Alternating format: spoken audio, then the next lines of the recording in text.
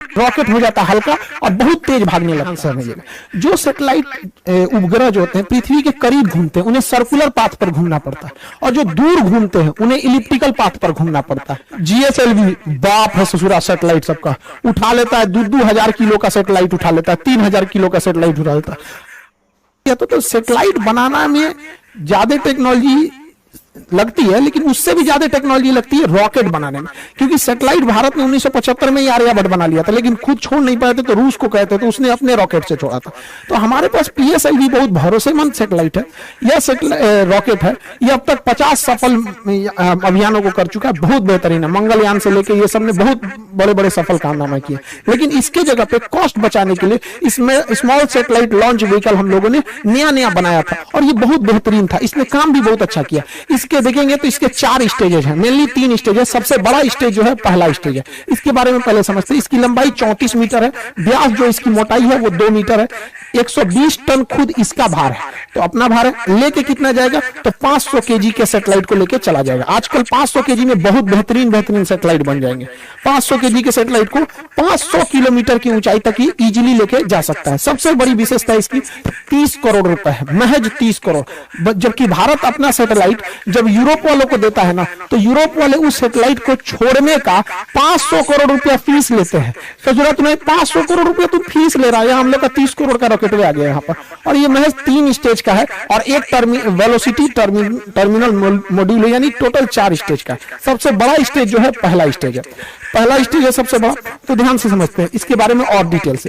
पहला स्टेज बहुत बड़ा है, और पहले स्टेज जो है वो 94 सेकंड तक चला। उसके बाद पहला स्टेज जो है वो इसको खोल के गिरा दिया जाता है, सेपरेट कर दिया जाता है। जैसे खोल के गिराते हैं रॉकेट हो जाता है हल्का और बहुत तेज भागने लगता है। तो क्वेश्चन ये पूछता है कि जैसे जैसे रॉकेट अंतरिक्ष की ओर जाता है उसकी स्पीड क्या होती है, तो बढ़ते जाती है। रीजन 2 है, एक ये अपने कुछ स्टेजेस को नीचे सेपरेट करके गिरा देता है जिसकी वजह से हल्का हो जाता है। दूसरा, जितना पृथ्वी से दूर जाइएगा पृथ्वी की खींचने की अर्थात गुरुत्वाकर्षण शक्ति कम हो जाती है। तो एक तो शक्ति कम हो गई, दूसरा भार कम हो गया, इस वजह से तेज भागता है। दूसरा स्टेज जो था वो 113 सेकंड तक चला था। तीसरा स्टेज जो था वो 106 सेकंड तक चला था। यहां तक में कोई प्रॉब्लम आई थी चौथे स्टेज में। अब यहां थोड़ा ध्यान से समझिएगा, ये तीनों स्टेज में ना सॉलिड ईंधन का प्रयोग किया जाता है। जैसे दीपावली के रॉकेट में जो ईंधन भरा जाता है ना, बारूद, सॉलिड इंजन सॉलिड होता है, वो एकदम ठोस होता है, बारूद भर दिया जाता है। वैसे इसमें सॉलिड फ्यूल का यूज किया था, यानी बारूद भरा गया था। इसमें एक बार आग पकड़ लिया ना तो आपके कंट्रोल में नहीं रहेगा, ना ही आप इसे स्टॉप कर सकते हैं। तो सॉलिड इंजन की एक खराबी, पावर तो तगड़ा देते हैं सब, लेकिन इन्हें आप कंट्रोल नहीं कर सकते। तो इसरो कितना दिमाग लगाया, जब सीधे ऊपर भेजना था तो लगा दिया तीनों में सॉलिड इंजन। और ये सॉलिड इंजन जो होता है इसमें जो सॉलिड फ्यूल यूज किया जाता है HTPB, ये फुल फॉर्म एग्जाम में पूछता है, HTPB हाइड्रोक्सिल टर्मिनेटेड पॉलीब्यूटेराइन। ये इसमें यूज होता है HTPB ईंधन के रूप में, इसे कंट्रोल नहीं किया जा सकता। तो ये तो चौथा, अब लास्ट स्टेज एकदम छोटा सा था, एकदम छोटा सा था, उसे महज 20 सेकंड के लिए बनाया गया था चौथे स्टेज को। उसका नाम होता है velocity trimming module, VTM, velocity trimming module. यहीं से गड़बड़ चालू हो गया। इस ससुरा को चलना था चौथा स्टेज को 20 सेकंड के लिए, चला 21 सेकंड के लिए।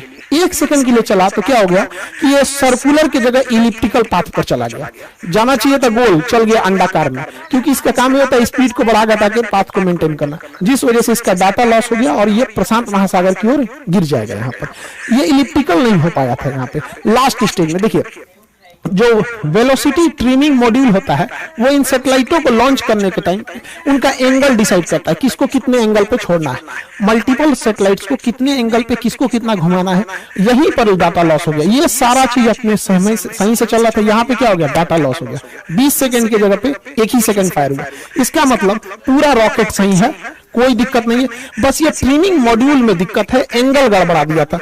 देखिए एक चीज ध्यान से समझिएगा, जो सैटेलाइट उपग्रह जो होते हैं पृथ्वी के करीब घूमते हैं उन्हें सर्कुलर पाथ पर घूमना पड़ता है, और जो दूर घूमते हैं उन्हें इलिप्टिकल पाथ पर घूमना पड़ता है।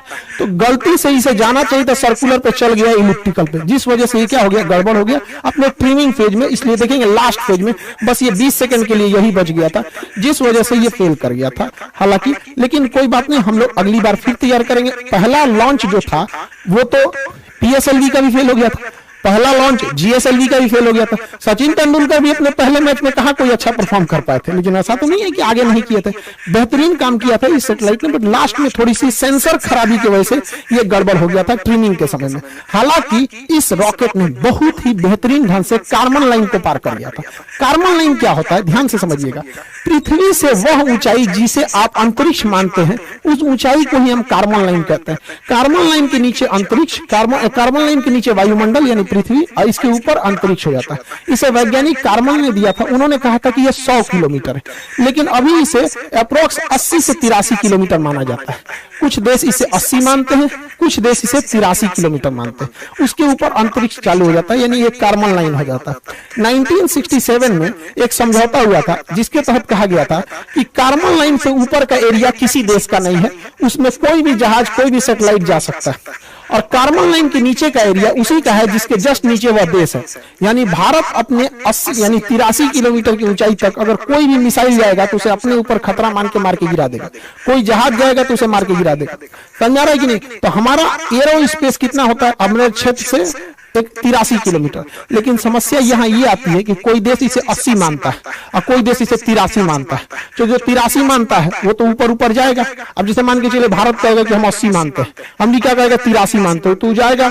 अब भारत चल जाएगा किसी क्षेत्र में 80 में, कहेगा हम तो कार्बन लाइन के ऊपर है, तू कहेगा मार के गिरा देंगे, कहेगा एयरक्राफ्ट है। तो इसमें काफी असमंजस है। हालांकि इतनी ऊंचाई पे कोई जहाज जाते नहीं है समय यहाँ पे। तो कार्बन लाइन हमेशा याद रखिएगा, एग्जाम के पॉइंट ऑफ व्यू से इंपॉर्टेंट है।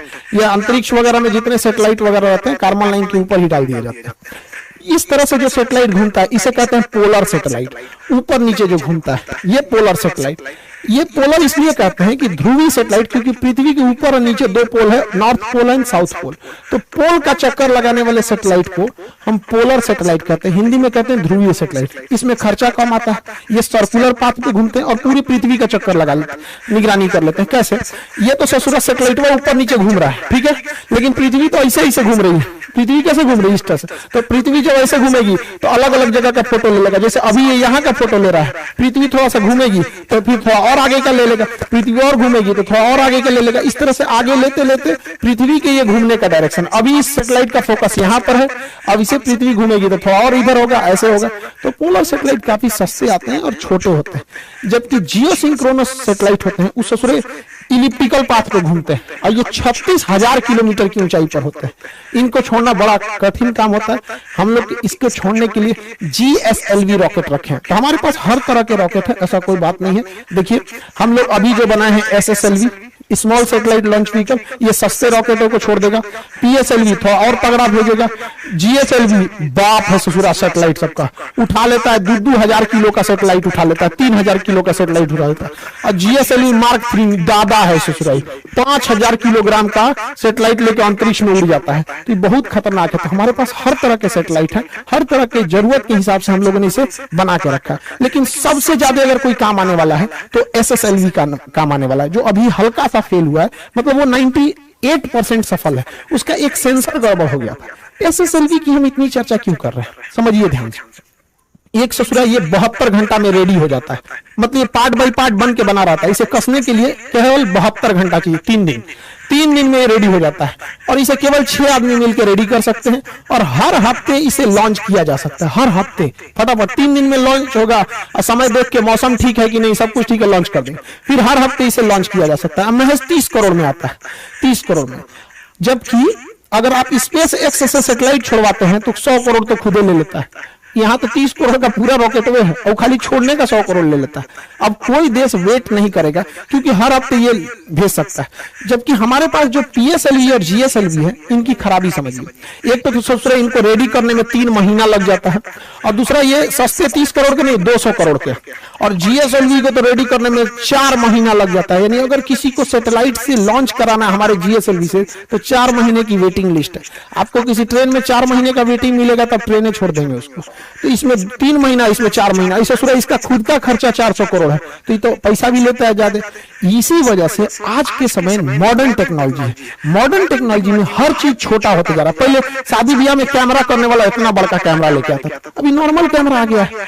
तो हर चीज अब छोटी होती जा रही है, हल्की होती जा रही है, और काम पहले से 5 गुना कर रही है। इसलिए अब भारी भरकम रॉकेट की जरूरत नहीं है, अब हम लोग छोटे रॉकेट से भी काम चला लेंगे, अब इतना भारी भरकम रॉकेट की जरूरत नहीं है। तो हम लोगों का मेन फोकस है SSLV पे, और ये पूरी दुनिया में राज करेगा। और इससे ज्यादा, सबसे ज्यादा दिक्कत होगा किसको, तो SpaceX को, बहुत ज्यादा उसको सैटेलाइट छोड़ने की जरूरत है। तो हमारे यहाँ विदेशी ग्राहक बहुत आते हैं कि हमारा सैटेलाइट छोड़ दो, क्योंकि आपका रॉकेट बहुत सस्ता है, हमें सस्ता पड़ता है। तो हम लोग के पास एक पहला लॉन्च पैड था केरल के थुम्बा में, उसका नाम था विक्रम साराभाई प्रक्षेपण केंद्र। तो ये विक्रम साराभाई था, हालांकि हम सबसे ज्यादा यूज करते थे आंध्र प्रदेश में सतीश धवन प्रक्षेपण केंद्र। तो सतीश धवन प्रक्षेपण केंद्र में हम लोगों ने 2 लॉन्च पैड बना रखे थे, 2 लॉन्च पैड बना दिए। इसी से GSLV को भी लाते थे। देखिए ब्लैक कलर का जो होता है वो GSLV होता है, रेड कलर का जो होता है वो PSLV होता है। तो इसी में एक में GSLV बना दिए, एक में PSLV। तो हमारे पास सतीश धवन प्रक्षेपण केंद्र में एक और था। अभी हम लोग एक चेन्नई में और बना रहे हैं, चेन्नई में अभी इसमें प्लान चल रही है, जैसे हो जाएगा हम आपको बताएंगे। नीचे बनाया जा रहा है। तो हमारे पास टोटल अब 3 लॉन्च पैड होने वाले हैं, 2 तो पहले से। अब ये नीचे वाली की जरूरत क्यों पड़ी, इसको हम लोग अभी समझेंगे। लोग ध्यान से समझिए, पोलर सैटेलाइट जो होते हैं वो ऊपर से नीचे चक्कर लगाते हैं पोल पे, तो इन्हें छोड़ा भी जाता है उसी डायरेक्शन में। हम लोग के लिए समस्या समझिए, हम लोग आंध्र प्रदेश के श्रीहरिकोटा से जब छोड़ते हैं तो बीच में श्रीलंका चलाता है, तो बीच में श्रीलंका आ जाता है। इसलिए हमें पहले रॉकेट को ऐसे मनूवर करा के घुमाना पड़ता है, और तब जाके इसको छोड़ते हैं हम लोग ऐसे, नहीं तो श्रीलंका के ऊपर गिर जाएगा, दिक्कत हो जाएगा। तो जब आप किसी से मनूवर कराइएगा, उसको थोड़ा घुमाइएगा, तो ज्यादा ईंधन खाएगा, ज्यादा खतरा बना रहेगा घूमने के दौरान, ठीक से घुमा कि नहीं घुमा। इसलिए भारत ने सोचा कि इसका झमेले खत्म कर देते हैं। जो हमें जियो स्टेशनरी सैटेलाइट छोड़ना है, जो पृथ्वी का इससे चक्कर लगाते हैं 36,000, उसको तो यहीं से छोड़ेंगे, सतीश धवन प्रक्षेपण केंद्र यानी श्रीहरिकोटा से छोड़ेंगे। और जो पोलर छोड़ना है वो कहां से छोड़ देगा, नीचे से, क्योंकि जब नीचे यहां से छोड़िएगा तो श्रीलंका को ऐसे क्रॉस करा के फिर जाना पड़ता है, और यहां से छोड़ेगा कोई नहीं है, नीचे में कोई नहीं है। देखिए ध्यान से, नीचे से छोड़ेगा तो समुद्र में कोई नहीं। इस वजह से हम लोग तमिलनाडु में एक तीसरा प्रक्षेपण केंद्र भी हम लोग स्थापित करने जा रहे हैं।